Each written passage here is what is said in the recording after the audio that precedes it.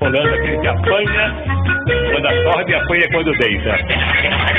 Vamos lá, vamos ver se você acerta e se você ganha R$50. Quero ver se esse bilhete aí foi premiado. Por favor. O que ele vai fazer? Nossa, o senhor ganhou 10 mil. Hein? 10 mil. O senhor tá premiado? 10 mil reais. Então me dá o dinheiro aí. Ah, não, senhor. Esse valor é alto, o senhor tem que ir até a caixa. Como é que é? Eu quero pagar o senhor. Ah, não, mas sai daqui até... Onde é que é essa caixa? O senhor pega o metrô logo aí na frente. Ah.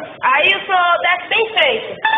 Ih, mas é muito longe. Daqui. Ah, mas é 10 mil que o senhor ganhou. Agora eu vou andar, vou pegar o metrô por causa de 10 mil. Ganhou 10 mil reais. Eu vou andar aí, nada aqui, vou jogar isso no lixo, jogar fora isso aqui. 10 mil.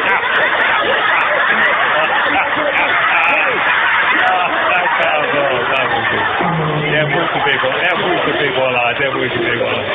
É muito bem bolado. Vai rapidinho, vai lá. Ah, eu não vou perder tempo. É 10 mil, Eu vou senhor. perder tempo pegar o metrô por causa de 10 mil.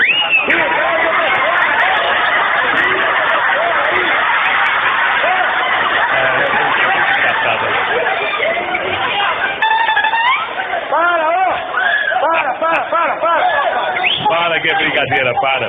Ah, não, muito trabalho. Não, ó, tá me enrolando. Não, isso aqui é 20 mil, 10 mil, jogar isso aqui, acabou. E o cara jogou o bilhete premiado fora. Esse foi mais disperso. Levou a lata.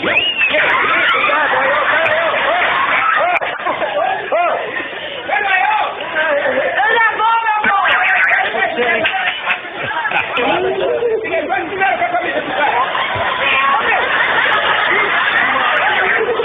Quase 10 mil. Esse Ari. Olha o pedaço da camisa do cara, meu. Olha.